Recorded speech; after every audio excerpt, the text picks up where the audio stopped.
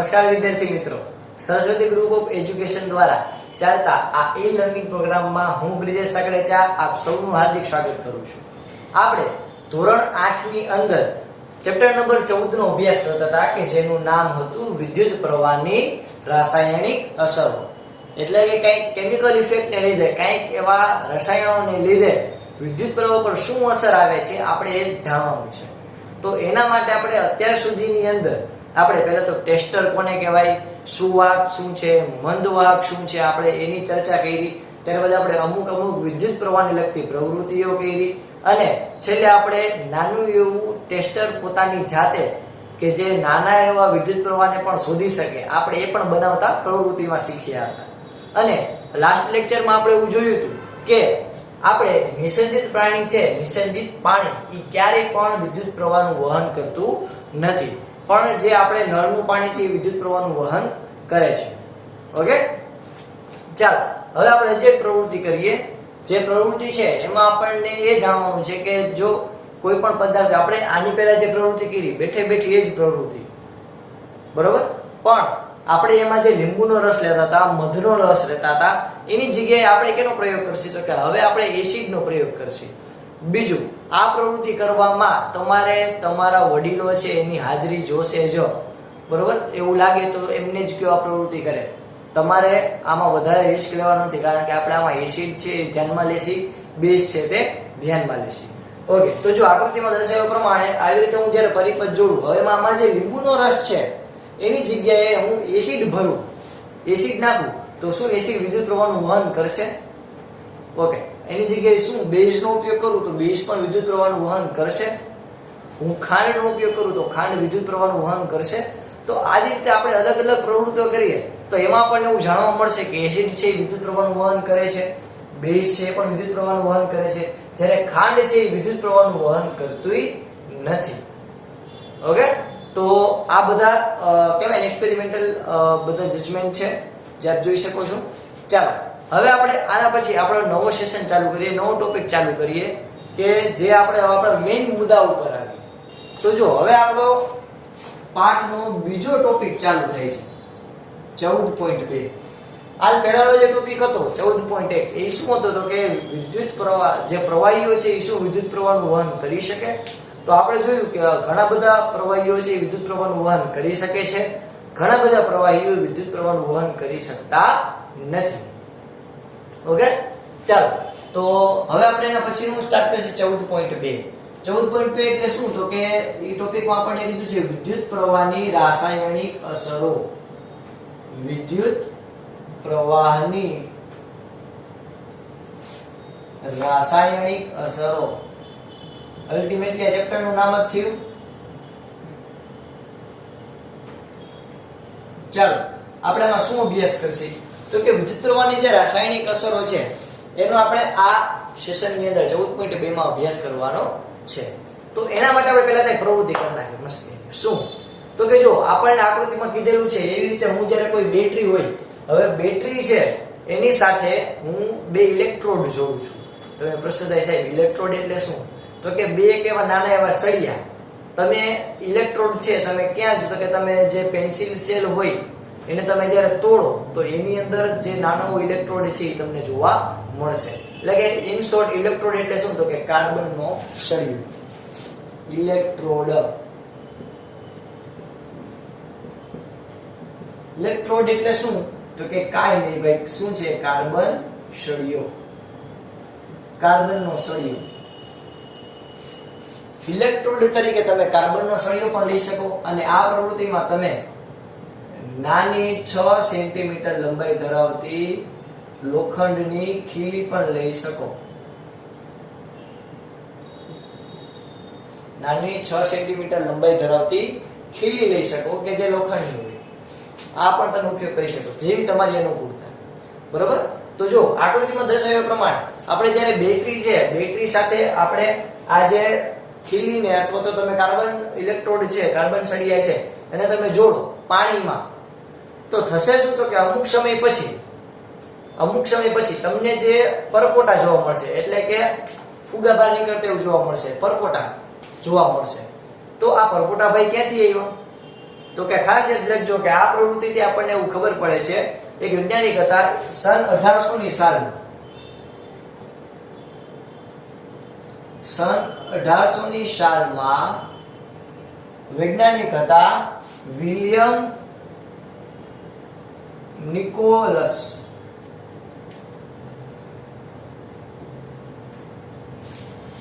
સન 1800 ની સાલમાં William Nicholas નામના વૈજ્ઞાનિક હતા કે જેણે આપણને આ પ્રવૃત્તિ દ્વારા એવું કીધું હતું કે વિદ્યુત પ્રવાહને લીધે કંઈક રાસાયણિક અસર થાય છે. એટલે કે તમે જ્યારે આવી રીતે કોઈ બીકર હોય, બીકરની અંદર આપણે બે ઇલેક્ટ્રોડ રાખીએ અને એમાંથી વિદ્યુત પ્રવાહ પસાર કરીએ તો પરપોટા ઉત્પન્ન થાય છે. તો અલ્ટિમેટલી પરપોટા એટલે શું છે? તો કે આપણને ખબર હશે કે જે પાણી છે, પાણી એ કેનું બનેલું છે? તો કે પાણી છે એનું રાસાયણિક સૂત્ર, પાણીનું રાસાયણિક સૂત્ર એટલે કે વિજ્ઞાનની ભાષામાં પાણી છે એને આવી રીતે વચાય H2O. શું કામ? કારણ કે પાણી છે એ બે તત્વોનું બનેલું છે. કયા કયા બે તત્વો? તો કે એક છે હાઇડ્રોજન અને બીજું છે ઓક્સિજન. એક છે હાઇડ્રોજન અને બીજું છે ઓક્સિજન. તો આ બે તત્વોનું પાણી બનેલું હોય છે. તો આ પાણી જે ભેગું છે, કોમ્બિનેશન છે, મિક્સ ખીચડી જેવું છે. ખીચડી જેવું જ છે. જો H2O તો ભાઈ ખીચડી જ છે. આમાં તમને હાઇડ્રોજન નોખો ન મળે, ઓક્સિજન નોખો ન મળે.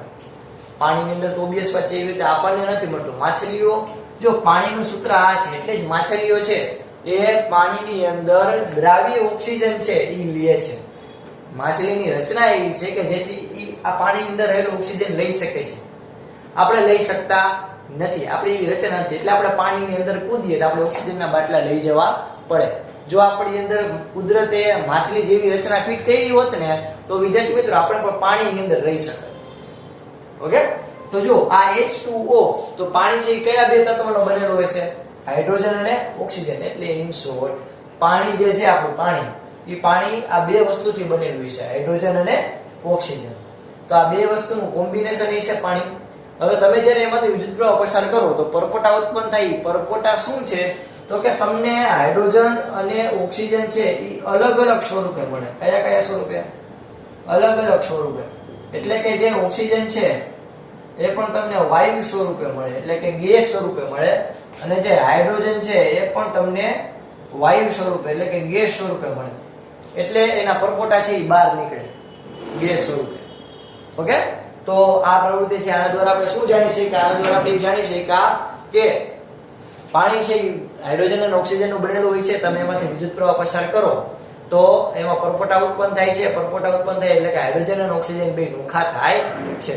તો અહીંયા આપણને અગત્યનું એક વસ્તુ જાણવા મળી કે તમે કોઈ દ્રાવણમાં વિદ્યુત પ્રવાહ પસાર કરો તો વિદ્યુત પ્રવાહ છે એ બે વચ્ચે ઝઘડો કરાવીને બેના છૂટાછેડા કરી શકે છે. એટલે કે બેને નોખું કરી શકે છે. એટલે કે હાઇડ્રોજન અને ઓક્સિજન નું મિશ્રણ પાણી એટલે કે H2O. તો H2O ને નોખા કરવાનું કામ કોણે કર્યું? વિદ્યુત પ્રવાહ. તો આ એની રાસાયણિક ઇફેક્ટ થઈ. બરોબર, ચાલો જે પણ આપણે જે પ્રવૃત્તિ કરીએ. જો આપણને આપણી જે મિની ટેસ્ટર હતું, મિની ટેસ્ટર એટલે તો કે આપણું હોકા યંત્ર વાળું ટેસ્ટર યાદ છે બધાને?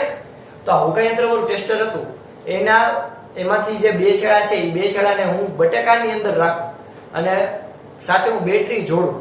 તો જેમ તમે આ જોઈ શકો છો એમ. તો હું જ્યારે બેટરી જોડીશ તો અમુક સમય પછી આપણે જોશે ને તો એક છેડો છે બટાકાની અંદર આપણે બે વાયર ખૂંચાડેલા જશે તો એનો જે એક છેડો હશે લીલા કલરનો દેખાશે. અરે બાપ રે બાપ, આ લીલા કલરનો છેડો ક્યાંથી આવ્યો ભાઈ? આ લીલા કલરને એવું શું થયું કે લીલા કલરનું ધાબુ થઈ ગયું, લીલા કલરનો ડાઘો થઈ ગયો. તો ખાસ યાદ રાખજો વિદ્યાર્થી મિત્રો કે અહીંયા ડાઘો થયો ને મીનિંગ શું થયો? તો કે જ્યાં કોઈ પણ એવા ફળો લ્યો, કોઈ પણ એવા શાકભાજી લ્યો કે જે વિદ્યુતનું વહન કરી શકે છે, જેમ કે બટેકો છે તે વિદ્યુતનું વહન કરી શકે છે, તો તમે આવા જે કોઈ પણ ફળ કે શાકભાજી લ્યો તમે એની સાથે બેટરી કનેક્ટ કરો તો બેટરીનો જે ધન છેડો હોય છે એ જ્યાં તાર ઉપર આવ્યો હોય છે ને ત્યાં લીલા કલરનો ડાઘો જોવા મળશે. એટલે તમને માની લો કોઈ બેટરી છે તમને ખબર નથી પડતી કે એનો ધન છેડો અને ઋણ છેડો કયો, તો તમે આ પ્રયોગ દ્વારા તમે બેટરીનો ધન છેડો મેળવી શકો છો. કેવી રીતે? તો કે જે છેડો લીલો થઈ જશે એ છેડો બેટરીનો કેવો છેડો હશે? ધન છેડો હશે. ઓકે વિદ્યાર્થી મિત્રો, ચાલો ફટાફટ બધા પહેલા નોટ કરવું હોય તો નોટ કરી લ્યો, પછી આપણે આગળ વધીએ છીએ.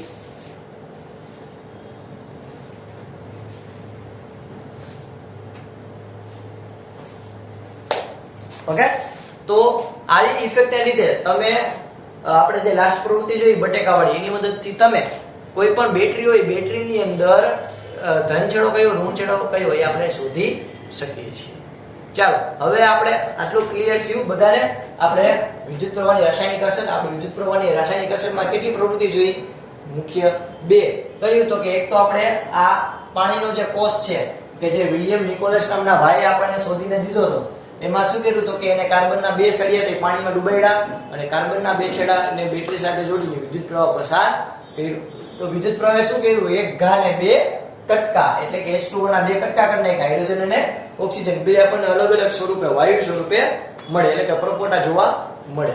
બીજી પ્રવૃત્તિમાં આપણે જોયું કે બટેકા છે એને આપણે કોઈ તાર એમાં ખૂંચાડી દઈએ અને એ જે તાર છે એના છેડા બેટરી સાથે જોડી, તો જે પોઝિટિવ છેડો હશે ત્યાં બટેકો છે એ લીલા કલરનો ડાઘો થઈ જશે.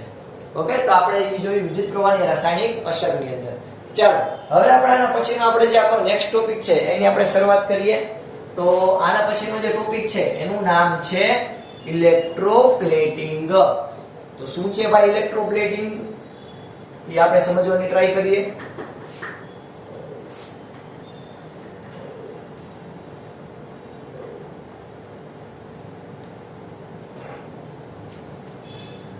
ટોપિક છે 14.5. ના ભાઈ ના, એલા 14.3. ક્યાં એટલા બધા ઠેકડા મારો? 14.3. શું છે ટોપિક નું નામ? તો કે ઇલેક્ટ્રોપ્લેટિંગ.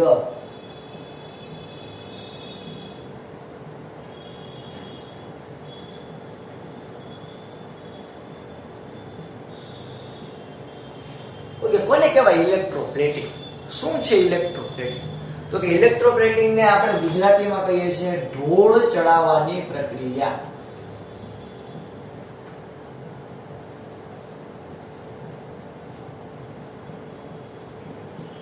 ઢોળ ચડાવવાની પ્રક્રિયા. ઓકે, તો ઢોળ ચડાવવાની પ્રક્રિયા. ઢોળ એટલે તો કે ઓલા ગાય ભેંસ ને ઢોળ ચડાવવાના, એ કઈ ઢોળને કઈ ચડાવવાના નથી. એવી પ્રક્રિયા આપણે કહેવાનું નથી. અહીંયા ઢોર નથી, ઢોળ છે. ઢોળ ચડાવવાની એટલે તો કે પળ ચડાવવાની પ્રક્રિયા. પળ ચડાવવાની એટલે તો કે એક આખું આવરણ ચડાવવાની પ્રક્રિયા. ફોર એક્ઝામ્પલ, માની લ્યો કે કોઈ આ દિવાલ છે, કોઈ દિવાલ, તમે કોઈ દિવાલ વિચારો કે દિવાલ બહુ ખરાબ દેખાય છે, અચાનક કોઈ મહેમાન આવવાના છે 2 કલાક પછી, તો તમારે એ દિવાલને સારી દેખાડવી હોય તો તમે શું કરશો? તો કે ફટાફટ તમે બહારથી કોઈ બેનર લઈ આવશો કે કોઈ પ્લાસ્ટિકનું મોટું કહેવાય ને કે આખો પડદો લઈ આવશો, અને પછી તમે શું કરશો? તો કે તમે એ પડદો છે એને આમ આખો સેલો ટેપ મારી અને આખો પડદો ઢાંકી દેશો, એટલે દિવાલની અંદર કઈ પડ્યું હોય તો એ તમને દેખાય નહીં. બરોબર? તો બસ આવી જ પ્રક્રિયા, આને કહેવાય આવરણ ચડાવ્યું. આવરણ એટલે તો કે પળ ચડાવ્યું. ક્લિયર? તો આવી રીતે તમે ઇલેક્ટ્રોપ્લેટિંગ એટલે શું? તો કે તમે જ્યારે કોઈ એક ધાતુનું પળ ચડાવો, કોઈ ધાતુ છે એના ઉપર તમે બીજી ધાતુનું પળ ચડાવો, તેને શું કહેવાય? ઇલેક્ટ્રોપ્લેટિંગ. હજી એકવાર, કોઈ એક ધાતુનું પળ એ બીજી ધાતુ ઉપર ચડાવો, જેમ કે લોખંડ છે એની ઉપર તમે કોપરનું પળ ચડાવો, તાંબાનું પળ ચડાવો, તેને શું કહેવાય?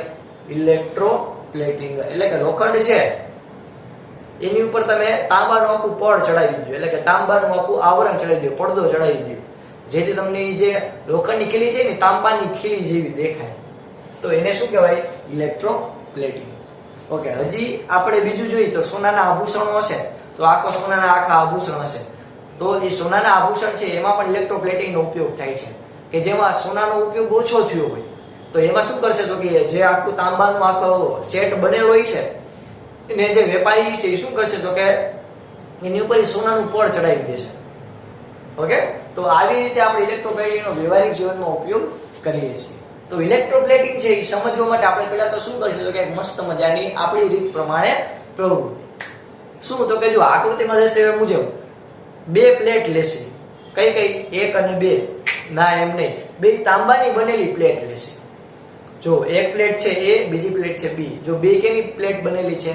તાંબાની પ્લેટ બનેલી છે. એની સાથે આપણે બેટરીનો વાયર કનેક્ટ કરેલો છે. અને જે દ્રાવણ છે આપણે આ વખતે પાણીનો ઉપયોગ નહીં કરીએ, કારણ કે આપણે ઇલેક્ટ્રોપ્લેટિંગ કરવું છે, ફરાળી કઈ વસ્તુ કરવી નથી, કંઈક વજનવાળી વસ્તુ કરવી છે. તો આપણે હવે દ્રાવણ તરીકે CuSO4 નો ઉપયોગ કરીશું. કોનો? CuSO4 ને, જેને ઇલેક્ટ્રોલાઇટ દ્રાવણ કહેવાય. ઇલેક્ટ્રોલાઇટ દ્રાવણ તરીકે કોનો ઉપયોગ કરશી? Copper sulphate. આ દ્રાવણનું નામ છે, ઘણે મૂંઝે છે આ હું આવ્યું, આ ખાલી નામ છે કોપર સલ્ફેટ, કે જેનું અણુસૂત્ર થાય એટલે કે એને રાસાયણિક રીતે કેમિકલ રીતે આવી રીતે લખાય છે CuSO4. કોપરનો Cu અને સલ્ફેટને SO4 તરીકે લખાય છે. જે આપ જાણતા હશો અને નહીં જાણતા હોય તો આપણે 9th માં પૂરું ડિટેલમાં ભણશે આનું બંધારણ કેમ હોય ને બધું. તો કોપર સલ્ફેટ એટલે CuSO4. ઓકે વિદ્યાર્થી મિત્રો, ચાલો તો ઇલેક્ટ્રોલાઇટ દ્રાવણ તરીકે આપણે કેનો ઉપયોગ કરશી? CuSO4. તમે આકૃતિમાં જે પાણી જેવું જોવો છો એ શું છે? CuSO4, કે જે દૂધિયા કલરનું દ્રાવણ હશે. કેવા કલરનું? દૂધિયા રંગનું દ્રાવણ હશે. દૂધિયા એટલે કે તમે બ્લુ કલરનું દ્રાવણ પણ કહી શકો. બ્લુ કલરનું મસ્ત મજાનું કલર કલર કેવો કલર? બસ તો કેવો કલર? વાદળી કલરનું. દૂધિયા કલરનું, વાદળી કલરનું, આછા બ્લુ કલરનું એવું તમે દ્રાવણ કહી શકો. તો આવા જે આછા દ્રાવણ, આછા વાદળી રંગનું જે દ્રાવણ છે એના પાત્રમાં ભરવામાં આવે છે. એમની સાથે બે તાંબાની પ્લેટ રાખેલી છે અને એમાંથી તમે જ્યારે વિદ્યુત પ્રવાહ આપશો એટલે થશે શું? તો કે પ્રક્રિયા થાય છે. કઈ પ્રક્રિયા? તો કે જો સમજો, તાંબાની પ્લેટ છે એ જેટલું તાંબાની પ્લેટ છે એ વિદ્યુત પ્રવાહ આવવાને લીધે એ પોતાનો આયન ગુમાવશે. હવે આયન એટલે શું? પહેલા તો તમને એ સમજવાની ટ્રાય કરું છું, તમને સાવ બેઝિક થી સમજાવવાની ટ્રાય કરું છું કે કોપર સલ્ફેટ છે, આખું જે સંયોજન છે એ બે વસ્તુનું બનેલું છે. કઈ કઈ બે વસ્તુ? તો કે Cu2+ અને SO4 2-. એટલે કે આ પણ બે આયન હશે, આ પણ બે જોડાય છે, બે વસ્તુ હશે, બે કોપર હશે અને બે સલ્ફેટના આયન બે ભેગા થઈ અને શું બનાવશે? CuSO4. તો જો જ્યારે આપણે કઈ આવી આકૃતિ દોરીએ,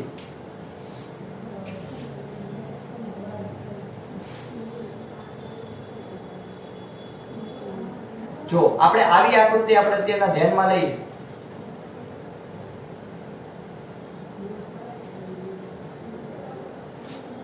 આ એક તાંબાની પ્લેટ છે A અને આ બીજી તાંબાની પ્લેટ છે B. તો આની એક્રોસ જ્યારે હું બેટરી જોડું તો આમાંથી વિદ્યુત પ્રવાહ પસાર થશે. તો જો અહીંયા વિદ્યુત પ્રવાહ પસાર થશે એટલે અહીંના જે ઇલેક્ટ્રોન છે એ ઊર્જા મેળવશે અને અહીંયા જે આ કેની પ્લેટ હતી? તાંબાની પ્લેટ હતી. આ પણ કેની પ્લેટ છે? તાંબાની પ્લેટ. તો આમાંથી કોપર આયન છૂટો પડીને અહીંયા આવશે. કોપર આયન છૂટો પડીને ક્યાં આવી જશે? અહીંયા આવી જશે. ઓકે, અહીંયા તો કયું દ્રાવણ હતું?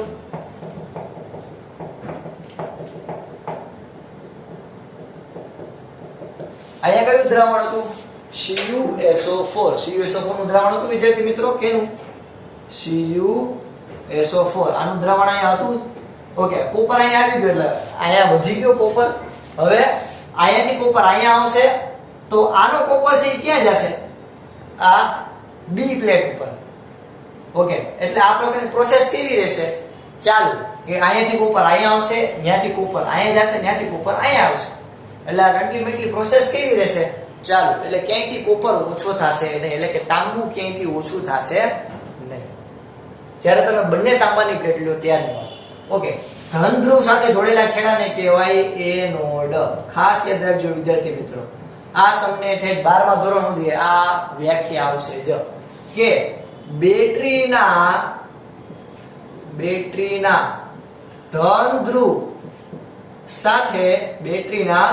ધન ધ્રુવ સાથે જોડેલા છેડાને શું કહેવાય? એનોડ કહે છે.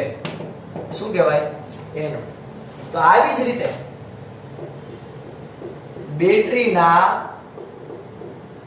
ઋણ ધ્રુવ સાથે જોડેલા છેડાને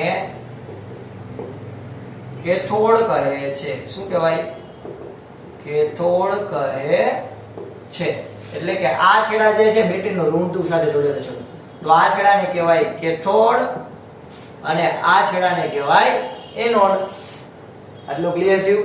ઓકે, આપણે આ પ્રોસેસ આખી જોઈશું. તો કે વિદ્યુત દ્રાવણ તરીકે કોપર સલ્ફેટનું દ્રાવણ લેવામાં આવશે. કોપર સલ્ફેટ એટલે તો કે દુધિયા કલરનું દ્રાવણ હશે કે જે Cu+ અને SO4 2- નું બનેલું હશે. આ દ્રાવણ હશે એને આપણે જ્યારે બેટરી જોડી અને બે તાંબાની પ્લેટ લઈ તો આ તાંબામાંથી યુઝાઈ મેળવશે છે તેનો ઇલેક્ટ્રોન આમાં જશે, એટલે કે કોપર આમાં જશે. એમાંથી તો આયનો કોપર વધી ગયો તો આ કોપર અહીંયા જશે. અલ્ટિમેટલી આ પ્રોસેસ કેવી રહેશે? ચાલો, કોપર ક્યાંયથી ઓછો થશે નહીં. ઓકે, તો આ થઈ આજના આપણા લેક્ચરની ઇલેક્ટ્રોપ્લેટિંગ પ્રક્રિયા. નેક્સ્ટ સેશનની અંદર આપણે આનો વિડિયો જોશું. ખાસ યાદ રાખજો શું કહું છું, આનો વિડિયો લાઈવ આપણે આનું જોશું.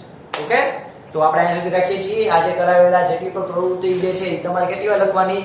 2 વાર. એકવાર પાકી બુકમાં, એકવાર રફ બુકમાં. જય ભારત, જય હિન્દ.